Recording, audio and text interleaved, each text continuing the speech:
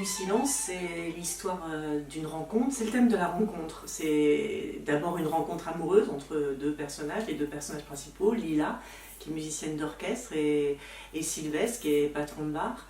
C'est l'histoire d'une rencontre musicale aussi, deux univers musicaux qui vont se rencontrer.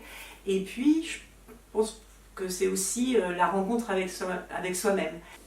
Lila, elle est musicienne d'orchestre symphonique, elle est violoniste du rang.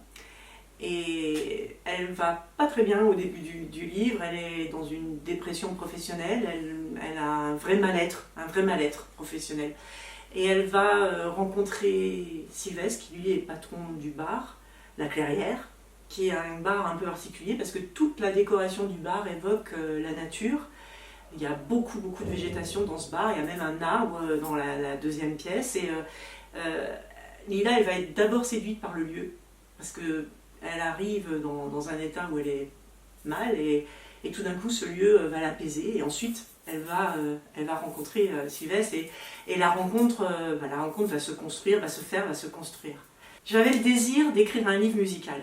J'avais envie d'offrir une lecture où on entende vibrer la musique. Voilà. Donc voilà. Il y a des airs d'opéra, il y a des thèmes symphoniques, des grands tubes, des grands standards de la musique symphonique, de la musique classique, mais il y a aussi de la musique de jazz, la musique traditionnelle, de la pop.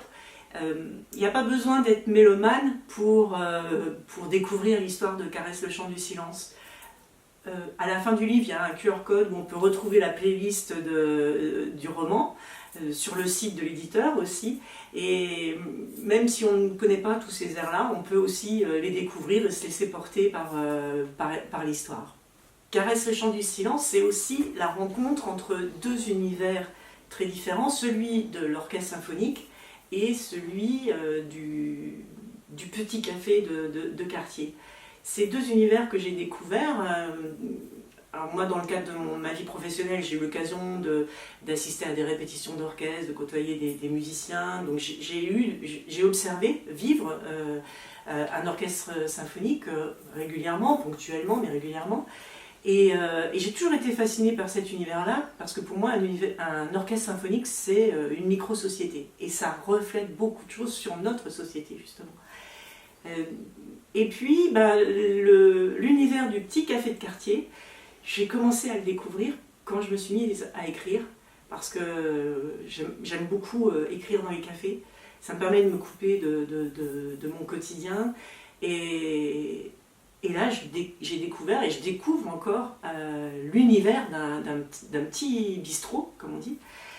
Et pour moi, un café, c'est un théâtre, en fait. C'est vraiment les clients qui sont là, même s'ils sont silencieux, ils ont souvent une vraie présence, et c'est une scène ouverte. Donc c'est aussi très artistique, en fait, cet espace-là. Et puis, évidemment, c'est un lieu d'échange, un lieu de vie, etc. Dans mon travail d'écriture, j'ai vraiment beaucoup aimé réunir ces deux espaces, ces deux univers, et les faire se rencontrer.